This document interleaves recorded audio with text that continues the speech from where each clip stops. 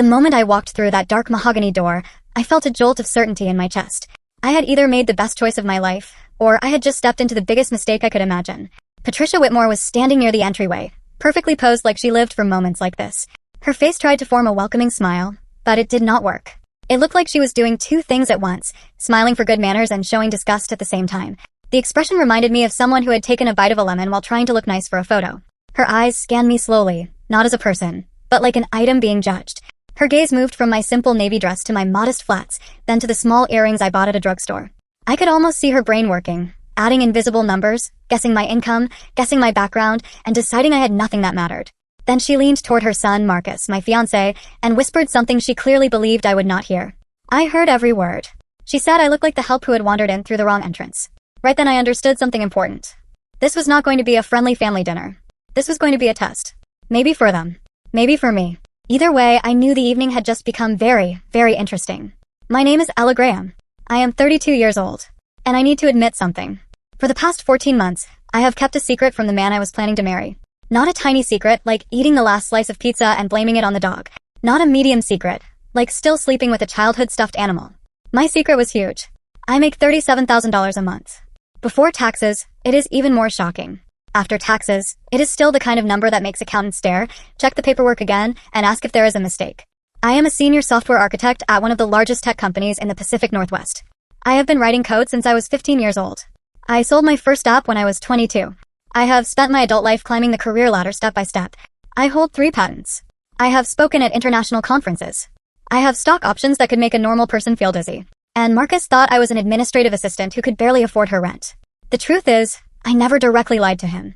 When we met 14 months ago in a coffee shop, he asked what I did for work. I told him I worked in tech. That was true. He nodded like he understood. Then he asked if I handled scheduling for executives. I smiled and said something vague about supporting the team. He filled in the rest on his own. He assumed what he wanted to assume. And I never corrected him. People might ask why I did that. Why would I let the man I was dating, the man I was falling in love with, believe I was struggling financially when I could have bought his car 10 times over? Because I learned a lesson long ago from the most important person in my life. My grandmother raised me after my parents died when I was 7. She lived in a modest home in a quiet neighborhood. She drove an older car. She shopped at normal grocery stores. She never wore flashy clothes or expensive jewelry. She did not try to impress anyone. She taught me to cook simple meals and enjoy small pleasures. She taught me to work hard, be kind, and stay humble. She taught me that my worth was not a number in a bank account. But there was something I did not know until much later. When she passed away, I was 24. That was when I found out she was worth several $1,000,000. She had built a small business empire when she was younger. She invested wisely. And even after she became rich, she chose to live simply because she believed character mattered more than appearance. She left me everything. She also left me a letter I still keep in my nightstand. I have read it so many times that I could almost recite it. In that letter, she wrote something that stayed inside me like a permanent light. She said you only see a person's true character when they believe no one important is watching. When they think you have nothing to offer them, when they believe you are beneath their notice, that is when you see who they really are. So when Marcus invited me to dinner at his parents' estate, when he hinted that this might be the night things became serious, when he warned me that his mother cared deeply about first impressions, I made a decision. I would give the Whitmore family the test my grandmother taught me. I would show up as the simple, quiet woman they expected. I would wear modest clothes. I would drive my old car. I would speak humbly about my life. And I would watch how they treated someone they believed could not help them. Someone they believed was beneath them.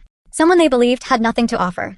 Before you judge me, before you call me manipulative, let me ask you something. Have you ever wondered what your partner's family really thinks of you? Have you ever had that uncomfortable feeling that the smiles were fake and the compliments were empty? Have you ever wanted the truth, even if it might hurt? I wanted to know. I needed to know. Because I was not only considering marrying Marcus. I was considering marrying into his family.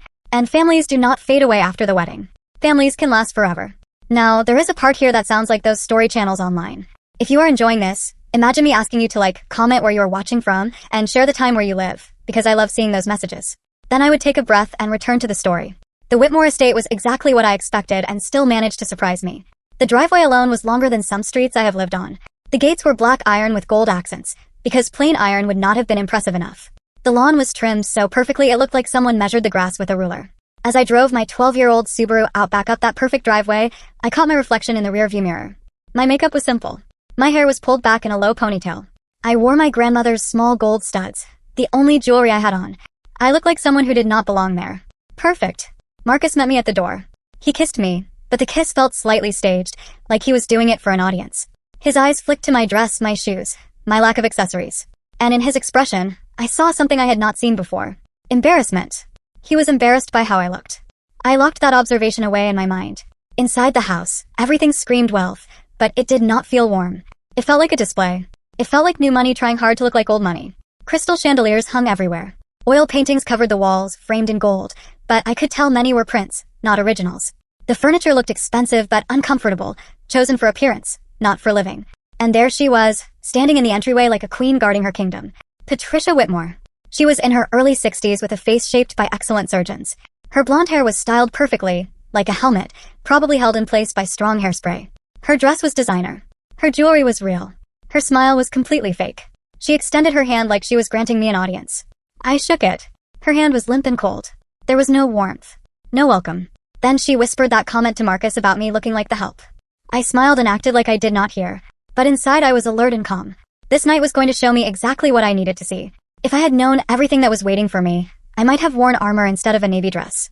But I have always believed the best armor is information. And I had done research before coming.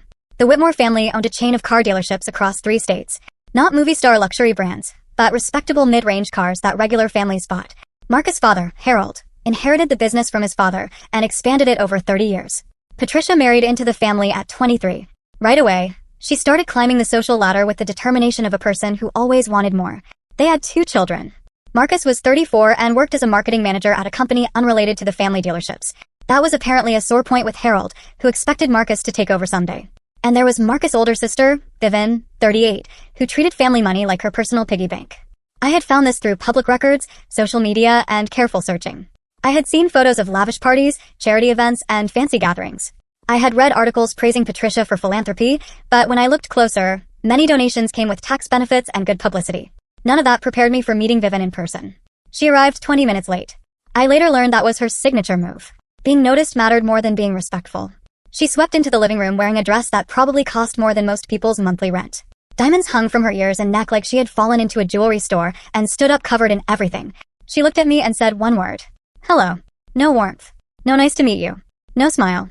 Just hello, delivered with the coldness of a freezer. I smiled and said hello back. Then she turned away and started talking to her mother, clearly excluding me, discussing a charity event and whether the florist had been fired for last month's disaster. I stood there holding a glass of water, feeling about as welcome as a vegetarian at a steakhouse. Marcus hovered nearby, uncomfortable, but he said nothing. That was the second thing I noted. Harold Whitmore was different. He was a large man who probably had been athletic long ago, but now carried the comfortable softness of wealth. He shook my hand with a firm grip meant to impress, but it felt tired, like a performance. Still, his eyes were sharp. He watched me with something like curiosity. He was trying to read me. There was also another guest at the dinner, someone I did not expect.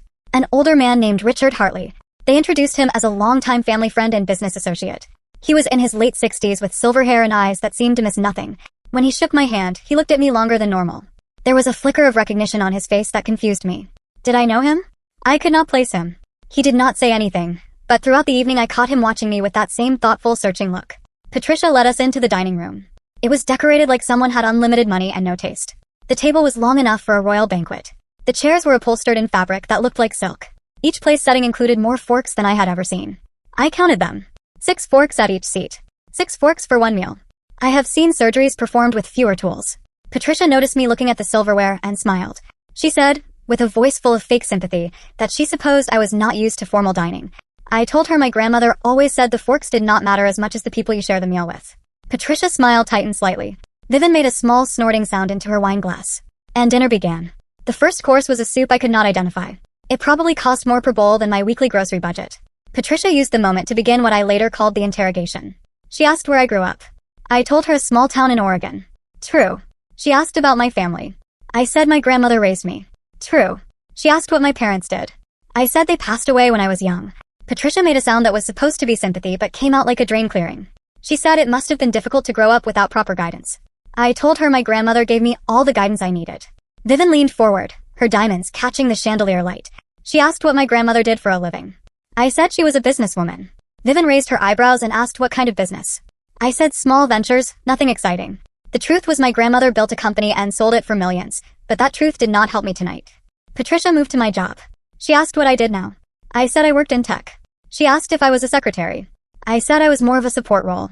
Patricia nodded knowingly, like this confirmed everything she already believed. She said every team needs support staff. Marcus shifted in his chair, uncomfortable, but still did not speak. That was when Vivian decided to drop a name into the conversation, like tossing a stone into calm water. Alexandra. She said it casually, like she was talking about the weather. She said she ran into Alexandra last week. She said Alexandra was doing wonderfully. She said Alexandra family business was thriving. I watched Marcus' face carefully.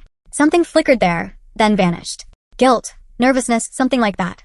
Patricia grabbed the moment with excitement, like she had been waiting for it. She said Alexandra had always been a lovely girl. Accomplished. Perfectly suited to their lifestyle. She said Alexandra and Marcus dated for 3 years. Did I know that? I said I did not. Patricia smiled as if she enjoyed surprising me. She said it was such a shame when they broke up. Everyone expected them to end up together. Alexandra family owned a luxury car import company, which would have been a perfect match for the Whitmore dealerships. The message was clear. Alexandra was the right choice. I was not. I looked around and noticed photos on the wall behind me. Christmases, birthdays, graduations. And in at least 4 photos, a beautiful dark-haired woman stood next to Marcus, her arm linked with his, smiling brightly. Alexandra. Patricia followed my gaze and said nothing. But her satisfaction was obvious. Vivian pushed harder. She said Alexandra was still single.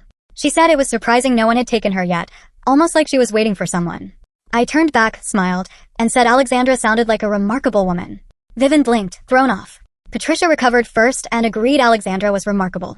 Then she added, with the subtlety of a hammer, that she hoped I would not feel too out of place in their world, given my modest background. I asked what she meant by modest. Patricia's smile sharpened. She said not everyone is born into advantages. Some people live ordinary lives with ordinary jobs. And there was no shame in being common. Common. She called me common.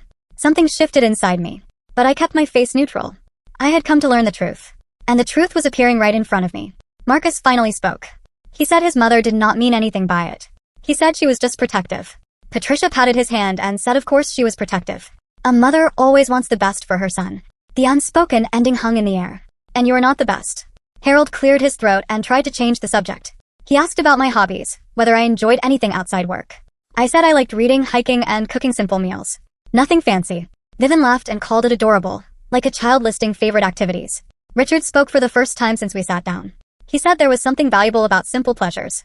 He said his own grandmother lived modestly and was the happiest person he ever knew. Patricia shot him a look that could curdle milk. Richard ignored her and kept looking at me with that searching expression. He asked what my grandmother's name was. I said Margaret Graham. Richard's eyebrows lifted slightly, like that name meant something to him. But he did not explain. He only nodded and returned to his meal. The rest of dinner continued the same way. Patricia and Vivian took turns asking questions designed to remind me of my place, which they believed was far beneath them. Marcus made weak attempts to defend me, but he never truly pushed back.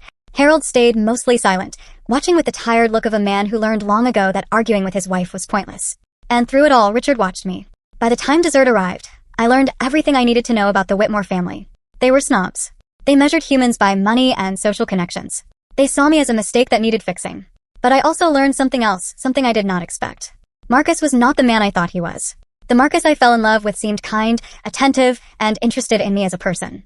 But the Marcus sitting there, letting his family tear me apart with only weak protests, was different. Weaker. More focused on his family's approval than on protecting me. I wondered which Marcus was real. I was about to find out. After dessert, Patricia announced we would have coffee in the sitting room. The men drifted toward the windows to talk business. Vivian excused herself to make a phone call. Patricia said she needed to speak with the housekeeper and would join us soon. That left me with a moment alone and a chance. I excused myself to use the bathroom. Marcus pointed down a long hallway lined with expensive, pretentious artwork. I walked slowly, noticing how the house felt cold, like a museum. It looked impressive financially, but it did not feel like a home. The bathroom was easy to find, but I was not really searching for it. I was searching for information. For understanding. For a clue about what I had walked into. Then I heard voices through a partly open door. Patricia voice. And Vivian voice. Something about Patricia tone made me stop. It sounded urgent and sharp. Every polite instinct told me to keep walking. But I did not. I moved closer quiet, staying in shadow. Patricia said they needed to deal with this situation quickly. Marcus could not be allowed to make this mistake. Vivian agreed. She said she could not believe Marcus brought me here. She thought I was just a phase like his vegetarian phase in college. Patricia said this was more serious than a diet. She said this woman could ruin everything. My heart sped up. They were talking about me. But what came next made my blood feel cold. Vivian said the timing could not be worse. They needed the merger with the Castellano family to go through. And Marcus needed to be with Alexandra for that to happen. Patricia agreed. She said the dealerships were in trouble. They needed the Castellano partnership to survive the next fiscal year. The floor seemed to shift under me. So the Whitmore dealerships were in financial trouble. Vivian said Marcus was supposed to keep Alexandra interested while they worked out the details. That was the plan. Alexandra family would invest money, and in return they would gain access to the Whitmore distribution network. Patricia said Marcus assured her he was keeping his options open with Alexandra. Options open. While he was proposing to me. I leaned against the wall, mind racing. This was not just snobbery. This was strategy. This was calculated. Marcus was not only weak. He might be using me. But why keep me around if Alexandra was always the plan? Vivian answered that question. She called Marcus a fool. She said he actually seemed to like me, this little secretary, this nobody. He was supposed to use me as a placeholder until the deal with Alexandra was finalized, but he was getting attached. A placeholder. That is what I was to them. Patricia said they would handle it. She said they would announce the engagement tonight, get Marcus publicly committed to me, then find a way to break us up before the wedding. Once they had Alexandra secured, they would discover some terrible secret about me to justify ending it. Vivian asked what secret. Patricia said they would invent one if necessary. I stood there frozen, listening to them plan the destruction of my relationship like they were planning a dinner party. Then Vivian said something even worse. She said at least I was too stupid to suspect anything.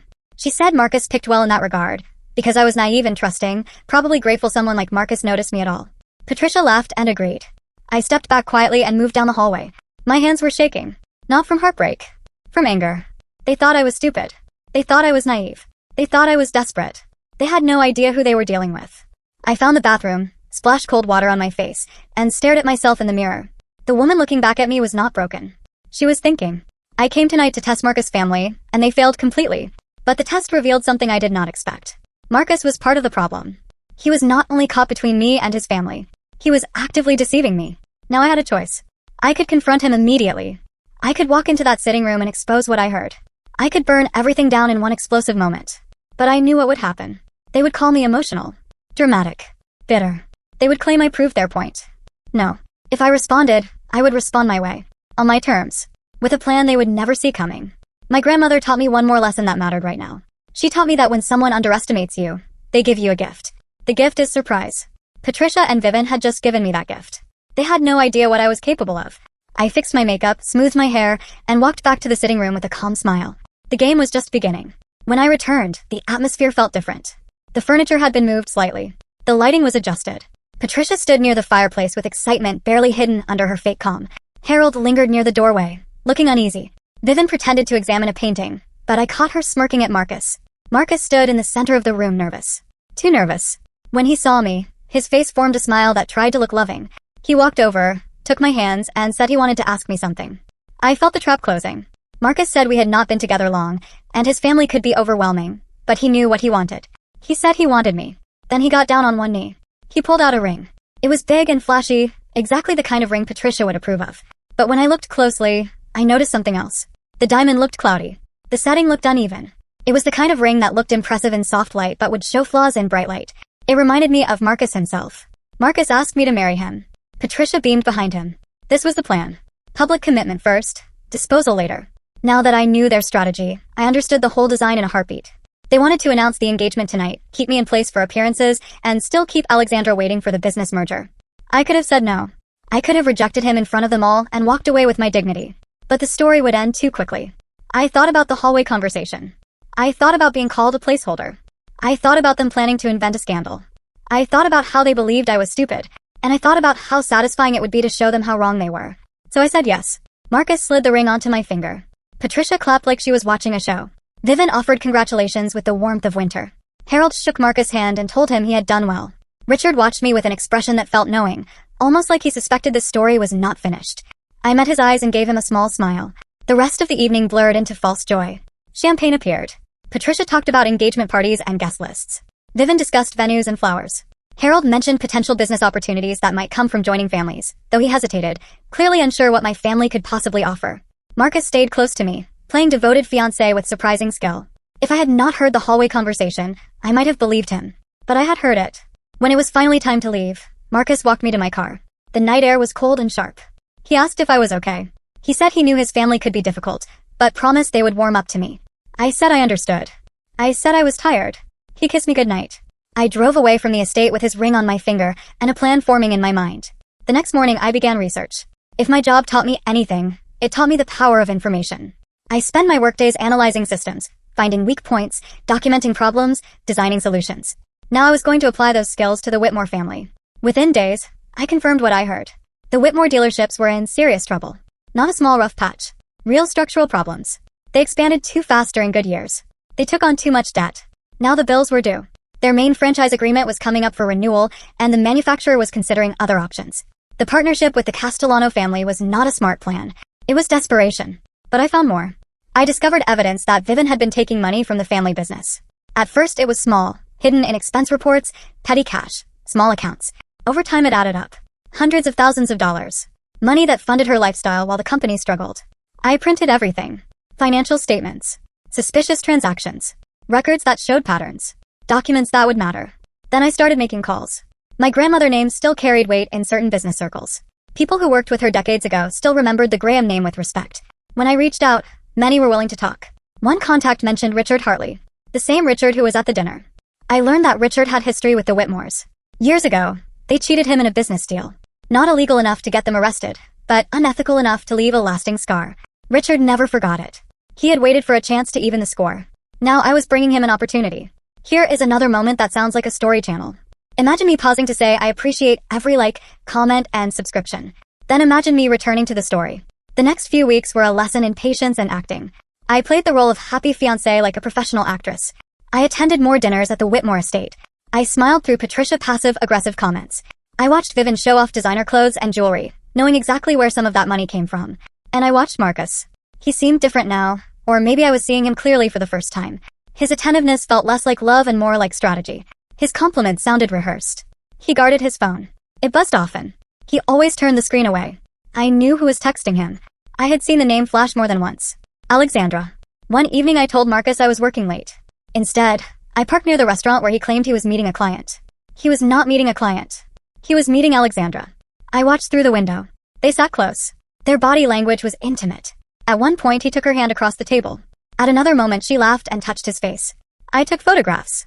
Not for court, not for legal reasons, but because I wanted a clear memory of the truth. Marcus Whitmore was not only weak. He was a liar. He was maintaining 2 relationships while his family planned the outcome behind the scenes. I felt rage in my chest, hot and clean, like fire that burns away illusions. But I did not confront him. Not yet. I went home and added the photos to my growing file. Richard and I began meeting regularly, quietly, always out of sight. He had his own documentation of the Whitmores' questionable business behavior. He knew people they had hurt over the years. He was ready to help bring consequences. But he asked me why I was doing this. He understood his own reasons. He wanted to know mine. Was it revenge or something else? I thought about that carefully. I told him it was not only revenge. It was truth. The Whitmores had spent their lives using money and status to manipulate people. They treated anyone they considered beneath them as disposable. They would keep doing it to others long after I was gone. Someone needed to show them their money could not protect them from consequences forever. Richard listened and nodded slowly. He said my grandmother would be proud. That was the moment I felt sure I was on the right path. The engagement party was scheduled for 3 weeks later at the Whitmore estate. Patricia treated it like a coronation. A public display of the perfect family. She had no idea what was coming. For 3 weeks, I prepared. I coordinated quietly with Richard. I made strategic calls to industry contacts. I even reached out to the car manufacturer that was considering dropping the Whitmore dealerships. They were very interested in what I had to share. The night before the party, I gave Marcus one last chance. We sat in his apartment going over last-minute details. I asked him casually how he felt about us, about our future. He said he was excited. He said he could not wait to marry me. I asked if there was anything he wanted to tell me. Anything at all. He looked at me with those blue eyes that once seemed charming. He said there was nothing. He said I was everything he ever wanted. I asked about Alexandra. His face went pale. He recovered quickly, but I saw the flash of fear before he covered it. He said Alexandra was just an old friend, nothing more. I nodded and said I understood. And I did understand. Marcus would lie as long as it served him. He was his mother's son. The next evening, I put on a dress from my rail closet. Not the modest navy dress from the first dinner. This dress was designer and elegant. It cost more than everything Patricia wore combined. I looked at myself in the mirror and smiled. It was time to stop hiding. The estate was transformed for the engagement party. White tents spread across the lawn. Crystal chandeliers hung from temporary structures, throwing sparkling light. A string quartet played classical music near a fountain. Waiters moved through the crowd with champagne and expensive appetizers. Patricia had built a spectacle, not a celebration. I arrived in my usual Subaru. I watched the valet stare at my car like it was an insult among the Mercedes and BMWs. One valet even asked if I was with the catering company. I smiled and handed him my keys. Then I began walking toward the main tent. With every step, I felt myself shedding the role I had played. The nervous girlfriend. The grateful fiancé. The simple woman who should be thankful for Patricia grudging acceptance. Tonight I was myself. My dress was a deep emerald green, custom fit. My jewelry was subtle but unmistakably high quality to anyone who understood real wealth. My grandmother's diamond pendant rested at my throat. It was worth more than many cars. My watch was a limited edition that only a small number of people owned. I had hidden who I was for 14 months. Tonight I stopped hiding. The first person to notice me was a woman near the entrance. She looked at me, did a double take, and whispered to someone beside her. They stared. I kept walking. The second person to notice was Harold. He was greeting guests near the bar, playing host. When he saw me, his smile froze. His eyes moved over my dress and jewelry, and confusion replaced his practiced politeness. I greeted him warmly and thanked him for hosting such a lovely party. He stammered, still trying to solve the puzzle. I moved on. The main tent was filled with about 100 guests. Business associates. Society people. Family friends. I recognized some from research. A representative from the car manufacturer. A journalist from a local business publication. Owners of competing dealerships. A woman who worked in mergers and acquisitions. And there, near the champagne fountain, stood Patricia, holding court. She wore a cream-colored gown that was expensive but not unique. She wore jewelry impressive to ordinary eyes, but not truly remarkable. She had not seen me yet. I took a champagne glass from a waiter and moved through the crowd. I introduced myself to several guests along the way. Each interaction followed the same pattern. Confusion at my appearance. Surprise when I said I was Marcus' fiancé. Then deeper confusion as my manner and presence did not match whatever story the Whitmores had been spreading. Whispers began to travel. Phones appeared. People searched quietly. Names were checked. Good. I finally reached Patricia's circle, just as she finished telling a story about charity work. She turned to greet the newcomer with her frozen smile.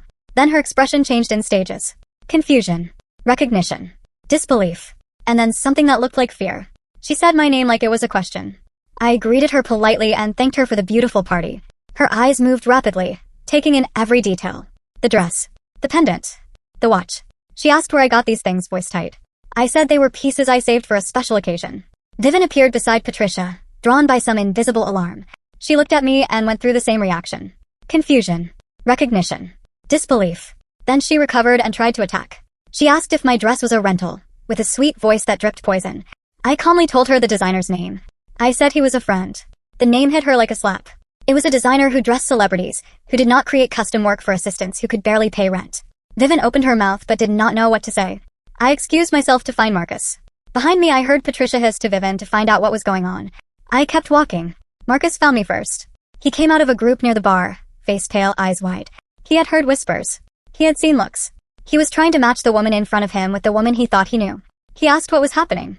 He asked why I looked like a different person. I told him I looked like myself. He stared, and I saw the first crack in his assumptions. He asked to talk privately. I said later. I reminded him it was our engagement party and we had guests. Then I took his arm and guided him toward a group of industry people. These were the people whose opinions mattered to the Whitmore's survival. They watched us with curiosity. I introduced myself properly, using my full name and my real job title. When I said my company name, I saw expressions shift. Recognition. Respect. One man said he had heard of me. A woman asked if I was related to Margaret Graham. I said she was my grandmother. The woman's eyebrows rose. She said my grandmother was a remarkable businesswoman. The Graham name still carried weight. Marcus tensed beside me. He did not know any of this. He never asked deeper questions. He assumed poor meant unimportant. He never bothered to look further. That was his mistake. The party continued. With each conversation, the truth spread. People whispered, checked phones, connected dots. The narrative beneath the Whitmore's feet started to move. Richard arrived about an hour into the party. He found me near the rose garden while Marcus was pulled away by Harold. Richard told me the manufacturer's representative was here. He said the representative had reviewed documentation Richard shared earlier. I asked if Richard was ready. He said he had been ready for years. Then he vanished back into the crowd. Patricia finally cornered me. She had regained some control, but the strain showed around her eyes. She grabbed my arm with a grip stronger than necessary and demanded to know what I was doing. I asked what she meant. She said I knew exactly what she meant. The dress. The jewelry. The job details. The family name. She asked what my game was. I told her there was no game. I told her I was simply being myself. Patricia said that was impossible. She said Marcus told her about my circumstances. She said I was a secretary in a studio apartment driving a junkyard car. I calmly said Marcus made assumptions. I said I never told him I was poor. I said I told him I worked in tech, which was true. I said I supported the team, which was also true. I said I never claimed I was struggling. I simply never corrected their assumptions. Patricia's face went still. She asked why. I looked her directly in the eyes. I told her my grandmother taught me that you see a person's true character when they think no one important is watching. I told her I wanted to see who the Whitmores really were. I told her now I knew. Before she could respond, the string quartet stopped. Harold's voice came over a speaker, announcing it was time for speeches and toasts. Patricia looked at me with fear behind her frozen smile. I walked toward the stage. The main event was ready. The stage stood at the far end of the tent with flowers and soft lighting meant to feel romantic. Harold welcomed guests, thanked them, and spoke about family, tradition, and strong partnerships in business and life. His eyes kept darting to Patricia. Patricia took the microphone smoothly, smile perfect again. She said she was thrilled to celebrate her son's engagement. She said Marcus found a wonderful young woman. She spoke about legacy, about the Whitmore future, about exciting plans. Then she began hinting at business, talking about growth, expansion, partnerships. I saw the manufacturer's representative shift uncomfortably. Richard caught the representative's eye and nodded slightly. Patricia was building toward something. She called Marcus to the stage. He climbed up, nervous behind his forced smile. Then Patricia said one more person should join them. She announced my name. All eyes turned to me. I set down my champagne and walked toward the stage. The tent fell silent except for my steps. I climbed the stairs and stood beside Marcus. He reached for my hand, uncertain. Patricia handed me the microphone with a smile that did not reach her eyes. She said she was sure I wanted to say a few words. I held the microphone and looked out at the crowd. I looked at Marcus. I looked at Patricia. I looked at the people who could destroy or save the Whitmores. I said yes, I did want to say a few words. Then I began. I thanked Patricia for the welcome she gave me. The crowd shifted, sensing something unusual. I said I wanted to acknowledge the Whitmores for showing me exactly who they were over the past few weeks. Patricia's smile flickered. I said that when I first came to their home, I made a choice to show them a simple version of myself, without expensive clothes or impressive titles, a woman they might consider beneath their notice. The tent became silent. I said I wanted to see how they would treat someone they believed could not help them. Someone they believed had nothing to offer. Someone they believed was, in Patricia words, common. Patricia's face drained of color. I described that first dinner. I described the whispered insult about me looking like the help. I described being compared to Alexandra. I described being called common. Marcus stared at me, horror spreading over his face. Then I said there was more. I said I heard a conversation I was not supposed to hear. I described the hallway. I described Patricia and Vivian planning how to remove me. I described learning I was a placeholder. I described learning Marcus was supposed to end up with Alexandra for business reasons. Gasps moved through the crowd. I said I learned the Whitmore dealerships were in serious financial trouble. I said they were desperate for a merger with the Castellano family. I said Marcus was keeping his options open with Alexandra the entire time we were together. Then I held up my phone and showed one of the photos. Marcus and Alexandra at a restaurant, close, hands touching. I said it was taken while Marcus claimed he was working. The crowd burst into whispers. Marcus grabbed my arm and tried to speak, saying it was not what it looked like, saying he could explain. I told him he already explained. I told him I gave him a chance to be honest the night before, and he lied. Then I turned back to the crowd. I said there was more. The tent quieted again. I said I researched the Whitmore business. I mentioned the debt, the overexpansion, the looming franchise renewal, and the manufacturer's doubts. Harold's face turned gray. Then I said I found evidence of something more serious. I looked directly toward Vivian. I said Vivian had been taking money from the family business for years. At first small, hidden amounts. Then larger. Now hundreds of thousands. Vivian shouted that I was lying. She said I had no proof. She called me bitter. Richard stepped forward. He said there was proof. He carried a folder. He handed it to the manufacturer's representative. He said he had his own documentation and was happy to add it. He said the Whitmores cheated him years ago and he never forgot. Patricia tried to regain control. She called it outrageous. She threatened lawsuits. I told her she could try.